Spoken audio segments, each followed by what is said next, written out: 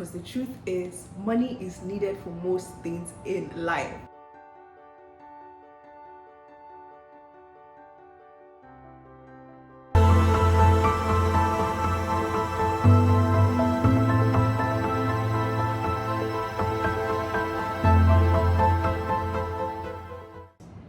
Hey everyone, my name is Busola and welcome back to the Travelers Lounge, where your journey is a story to share.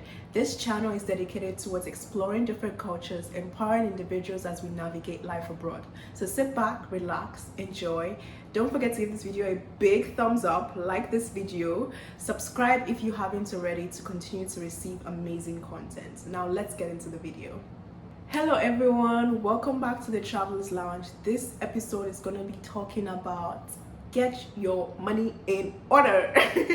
Yes, we're going to be continuing on our episode of starting the semester right, and we're going to be talking about ways to get your money in order, because the truth is money is needed for most things in life. Like, money is highly needed for most things in life.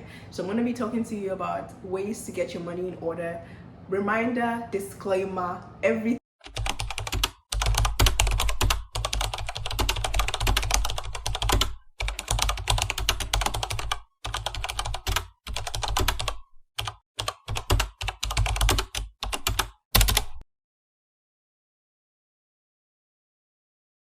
that it's supposed to be.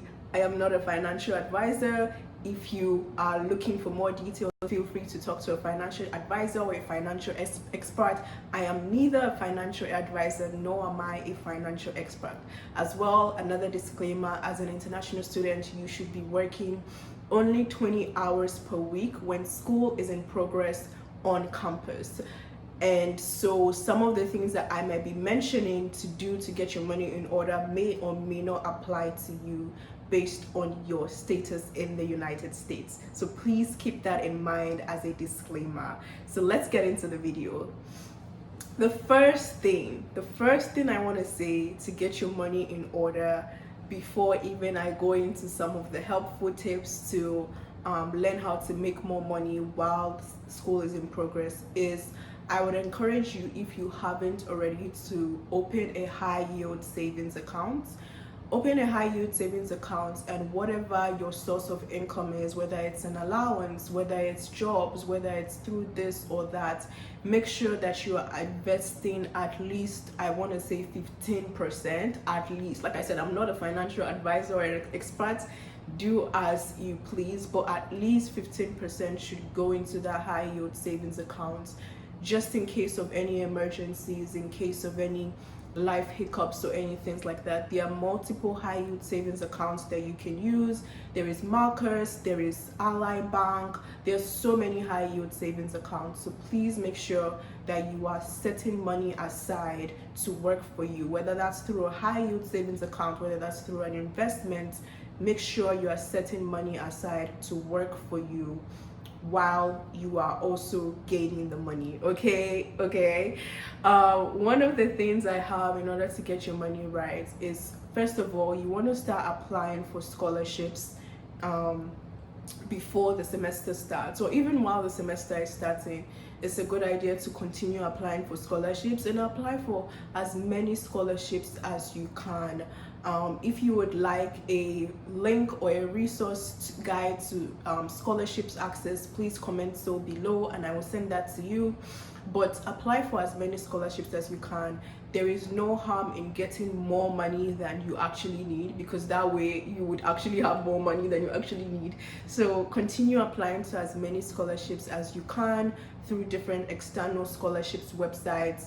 Like I said, if you would like that, please comment below, or you can also ask internally at your campus what are the scholarships that you can apply to and all of that. Continue applying, and who knows, you literally could get more money than you need, and that could go into whatever, however way you'd like to spend your money. Another tip that I would have is that you can look for a part-time job. Now, I obviously don't recommend working full-time while school is in progress, because you are in school for a reason and that should be your main focus. But something that is pretty chill that you can do part-time without even having to flinch. And you know, if possible, you can also have it related to what you see yourself long term doing in a way.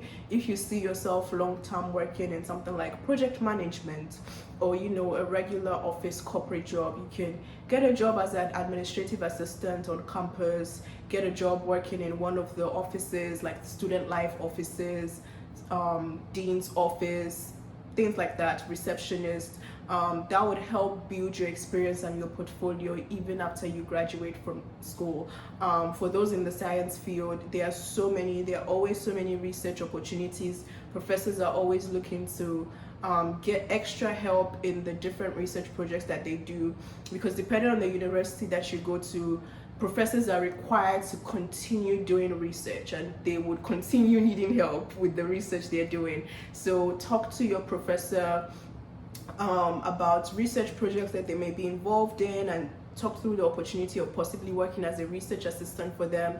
If they don't have any, I'm sure they can recommend you to other professors, other colleagues that they know that have opportunities that you could be part of. So that's another thing that you could get involved in. I used to work in campus as a research assistant. I also used to work with the dining hall. That's another thing you can do. You can work in the dining hall. You can also be a resident assistant, commonly known as RA, or a community life assistant. Well, depending on the school, they call it different names. And being a resident assistant is great, not just because you get paid, but in certain schools you could even get either a discount of your housing, of on-campus housing, or you could get some kind of full scholarship actually for on-campus housing. So a resident assistant is a great job. You get to connect with different students, you get to live a chill life, you get to connect with different students, all while making money or getting a portion of your housing payments. Start looking for internships, internships that you can do in the summer, internships that you can do in the winter. A local organization or a local company around you within the university area, you can start looking and asking around, okay, what are some internship opportunities around, and you can start working your way towards things like that. Another thing that you can be involved in to make more money on campus is online surveys. Now, there are different companies that do online surveys. Some companies have it in such a way where it's like you do like, I don't know, 100 questions and all you get is $5. That's still something though, but I know companies where you don't have to do much and you actually get a substantial amount of money for completing the surveys. If you are interested in that, you can comment down below. But surveys are a great way to make some extra cash that you can use for one or two things here and there. Another thing that you can think of doing is selling either your services or things that you have in your possession. Now, there are different companies out there that are always looking to thrift clothes, to thrift shoes. So if you have like clothes that you're not wearing anymore, shoes that you're not wearing anymore, you can always go and donate them, do a yard sale, sell those items, things like that. Or if like you are very good at teaching people, you can start tutoring. That's another job that you can actually do on campus, like a learning or teaching assistant. You can do that. If you are into social media, you can be interested in managing people's social media accounts. Different opportunities to get your money on order in order to have a financially successful semester. Like I said, disclaimer, as an international student, you're only allowed to work 20 hours on campus per week. So please keep that in mind.